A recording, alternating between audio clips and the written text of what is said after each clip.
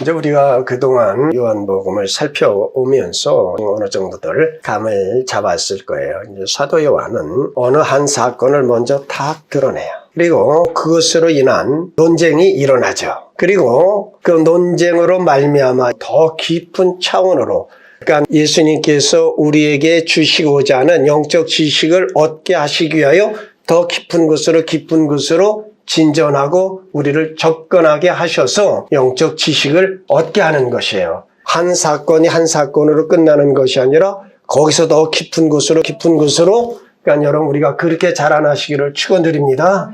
요한복음 8장 초두에 간음 현장에서 잡힌 여인을 이용하여 죄 없으신 예수님을 책잡기 위하여 교묘한 함정을 이용하고 있는 유대 그 지도자를 보십시오. 이들은 의를 구하는 것도 아니요, 선을 구하는 것도 아니요, 옳은 것을 구하는 것도 아닙니다. 그 거룩하시고 의로우신 공의로우신 하나님의 율법을 가지고 무엇을 하느냐? 한 사람을 죽이려는 데 사용하고 있다는 것이에요. 여러분, 이것이 어느 특정한 사람들이 그리는 것이 아니라 우리 인간이 그렇다는 것을 인정을 하셔야 됩니다. 오늘 본문에서 예수님께서 우리에게 하시고자 하시는 말씀은 우리에겐 선택의 여지가 없다는 사실을 확인시키는 데 그 초점을 갖고 있습니다. 실제에 있어서 우리는 선택의 여지가 있는 사람들이 아니다 하는 것입니다. 무엇이 옳은가를 알면 옳은 것을 선택하고 무엇이 진리인가를 알면 진리를 선택하는 사람들이 아닌 것이 우리입니다. 성경이 우리에게 하시는 말씀은 인간은 선택의 여지 없이 죄의 노예라고 하는 것입니다. 자, 노예가 무엇입니까? 노예는 자기 의지가 없어요. 그냥 주인이 시키면 시키는 대로 해야 되는 것이 노예예요. 근데 우리 인간이 성경이 말씀하는 것이 뭐냐? 죄의 노예라는 거예요. 그러니까 인간은 선을 행하는 가운데서도 죄를 짓고 의를 행하는 것에도 죄를 짓는 것이 인간이다. 그러니까 다시 말하면 인간은 죄덩어리다. 시편 51편 5절에 다윗이 이렇게 고백을 합니다. 내가 죄악 중에서 출생하였으며 어머니가 죄 중에서 나를 잉태하였나이다라고 하고 있습니다. 인간은 모태로부터 죄덩어리다 하는 것입니다. 로마서 7장 20절에 만일 내가 원하지 아니하는 그것을 하면 이를 행하는 자는 내가 아니요 내 속에 거하는 죄니라. 자, 여기서 무엇을 말씀하고 있어요? 죄가 주인 노릇하고 있다는 거예요. 우리 모두는 죄의 노예이고 죄 이외의 것은 하지 못한다. 우리의 가장 큰 오해는 우리가 죄를 짓고 있다는 생각을 못하고 있다는 사실입니다. 특별히 윤리 도덕적으로 옳은 일을 하고 있을 때에는 설마 죄악 속에 있으리라고는 절대로 생각하지 못한다 하는 것입니다. 그러나 성경은 의와 윤리와 선을 동원할 때도 우리가 죄의 노예라고 하는 것을 지적하고 계시다 하는 것입니다. 오늘 본문 21절 말씀을 보면 다시 이르시되 내가 가리니 너희가 나를 찾다가 너희 죄 가운데서 죽겠고 내가 가는 곳에는 너희가 오지 못하리라. 너희는 죄 가운데서 죽으리라는 말씀을 기억해 두십시오. 그리고 이 말씀은 24절에 다시 나옵니다. 그러므로 내가 너희에게 말하기를 너희가 너희 죄 가운데서 죽으리라 하였노라. 너희가 만일 내가 그인 줄 믿지 아니하면 너희 죄 가운데서 죽으리라. 이 말씀은 우리가 죄를 행하다가 죽는다는 뜻이 아닙니다. 내가 지금 내 죄값으로 죽고 내가 지금 죄가 쌓여 그 속에 파묻혀 죽는다는 뜻이 아닙니다. 우리가 죄를 만들어내는 것이 아니라 죄라는 것이 먼저 있고 그 속에 우리가 파묻혀 있고 그 죄에 붙잡혀 있고 그 가운데서 출생하였다는 것을 말씀하고 있는 것입니다. 간음 현장에 잡혀온 여인의 사건에서 보듯이 너희가 율법을 듣고 너희 마음대로 판단하며 그것을 시행하는 것 같지만 너희는 죄에서 자유한 자들이 아니라 죄 아래 종된 자들이라고 하는 것입니다. 23절이죠. 너희는 아래에서 났고 나는 위에서 났으며 너희는 이 세상에 속하였고 나는 이 세상에 속하지 아니하였느니라. 이와 같이 인간의 근본 뿌리에 대한 말씀을 하시는 이유가 인간은 죄인으로 태어나고 죄 아래 있다는 것을 강조하고 계시는 것입니다. 너희는 너희 아비 마귀에서 났으니 너희 아비의 욕심대로 너희도 행하고자 하느니라. 그는 처음부터 살인한 자요 진리가 그 속에 없으므로 진리에 서지 못하고 거짓을 말할 때마다 제 것으로 말하나니 이는 그가 거짓말쟁이요 거짓의 아비가 되었습니다. 여러분, 유대인들에게 예수께서 이 말씀을 하실 때 얼마나 충격과 반감을 가졌을까요? 자기들은 아브라함의 자손이요 유일하게 여호와를 아는 자녀들이라고 하는데 넌 마귀에서 났다. 이들은 들을 귀가 없기 때문에 인정을 못하는 거예요. 우리 인정하셔야 됩니다. 47절 말씀을 보면요. 하나님께 속한 자는 하나님의 말씀을 듣나니 너희가 듣지 아니함은 하나님께 속하지 아니하였음 이로다. 하나님의 말씀을 듣지 않아서 하나님께 속하지 않은 것이 아니라 하나님께 속한 자가 아니기 때문에 하나님의 말씀을 듣지 않는 것입니다. 요한일서 3장 12절에 가인같이 하지 말라.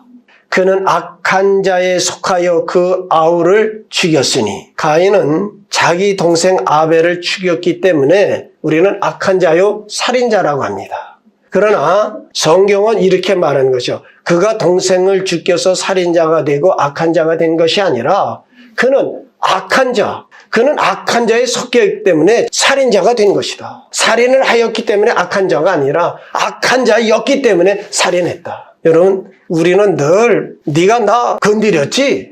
화를 막 품는 거예요. 그거 건드려서가 아니라 내가 그런 존재인 거예요. 여러분, 이것을 우리가 분별할 줄 알고 이럴 때마다 주님 앞에 엎드리는, 우리가 무엇을 지적하고 그런 것이 아니라 의와 거룩으로 부름을 받았음에 우리는 그걸로 가야 되는 줄 믿습니다.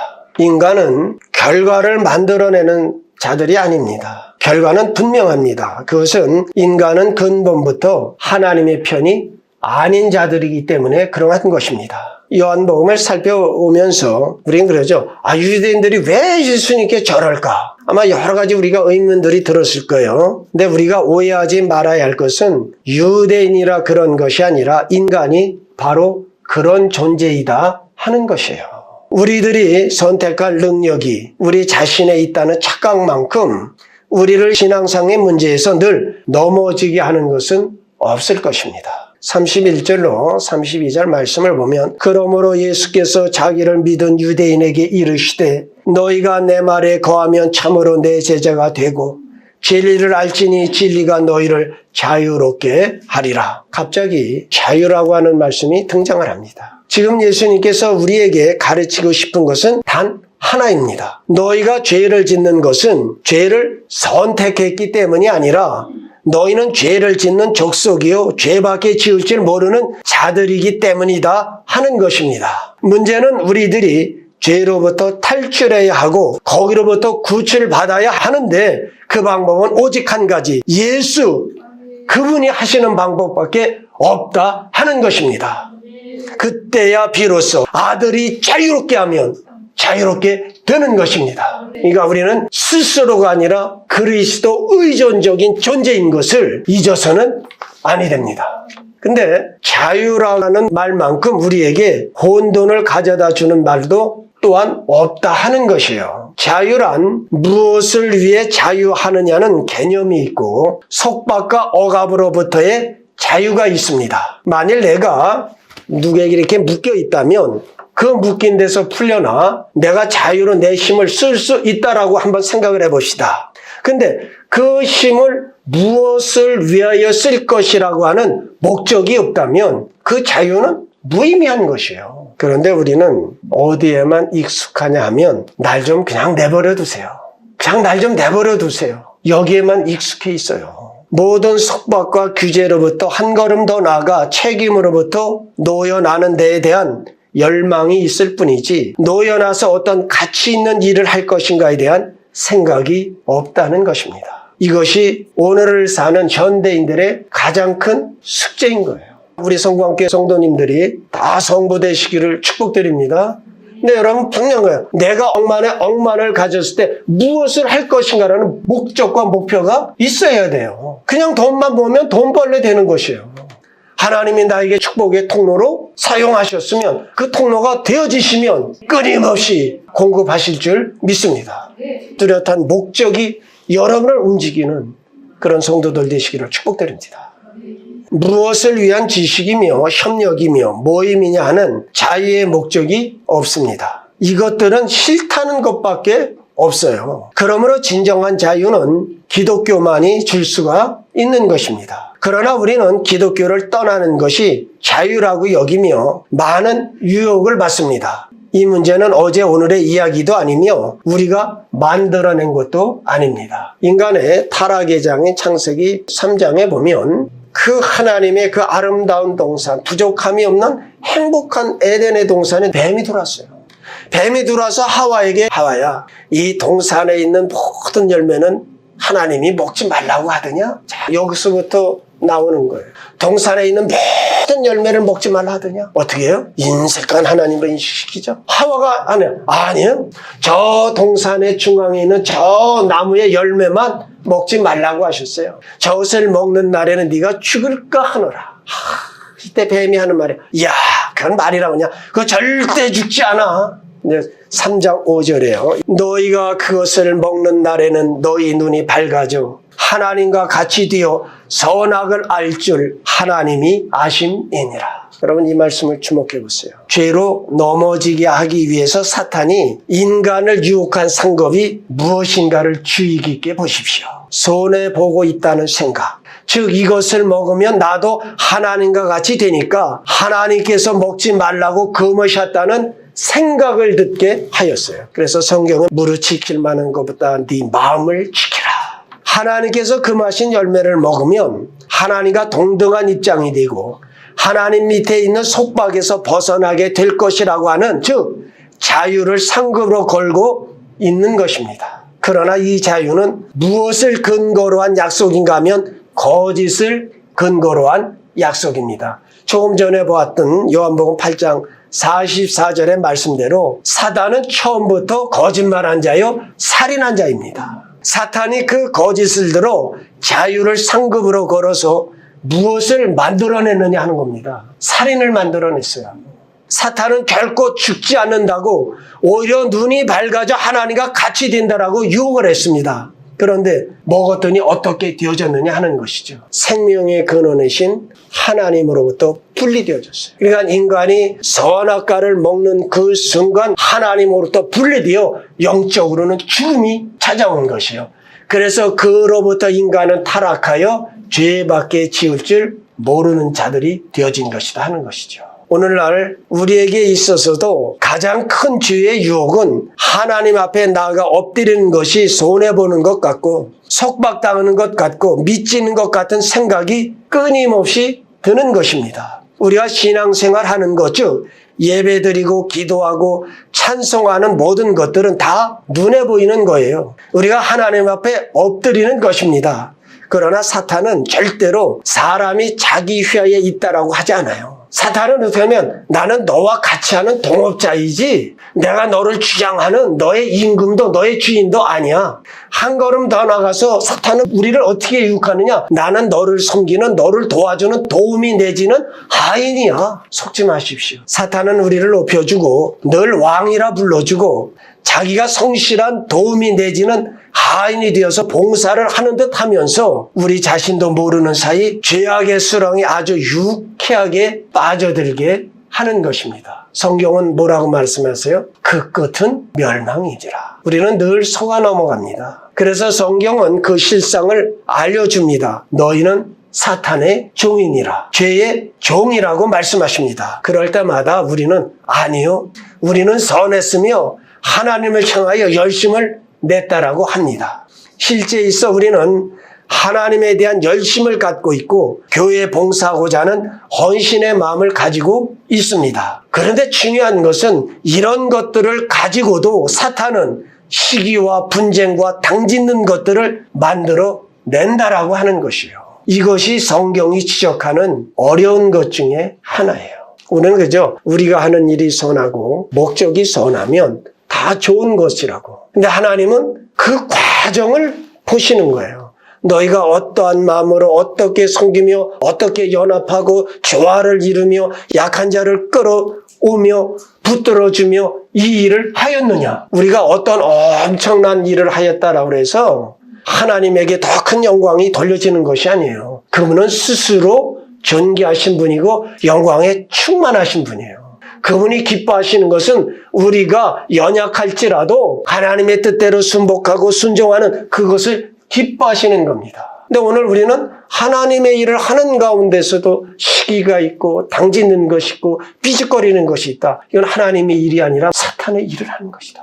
원망이 있게 하고 불만이 있을 수도 있고 분냄이 있을 수도 있습니다. 우리는 그럴 수도 있다라고 넘어가지 마시고 그것을 점검해 보아야 합니다. 이 점검에서 내가 아직 성숙하지 못해서 그렇게 했다는 것과 근본적으로 그 뿌리를 구별하지 못하는 것과는 심각한 차이가 있다라고 하는 것입니다. 우리가 살피고 있는 요한복음 8장의 전 내용들이 무엇을 말씀하고 있느냐 하면 너희가 무엇을 선택하라가 아닙니다. 너희가 죄를 짓는 이유는 너희 속에 깊이 박혀있는 죄의 뿌리 때문이라고 하는 것입니다. 죄를 지어서 죄인이 된 것이 아니라 죄인이기 때문에 죄를 지을 수밖에 없다라고 하는 것입니다. 34절로 36절 진실로 진실로 너희에게 이르노니 죄를 범하는 자마다 죄의 종이라. 종은 영원히 집에 거하지 못하되 아들은 영원히 거하나니 그러므로 아들이 너희를 자유롭게 하면 너희가 참으로 자유로우리라. 그 죄의 뿌리는 예수님께서 그곳으로부터 우리를 자유케 하는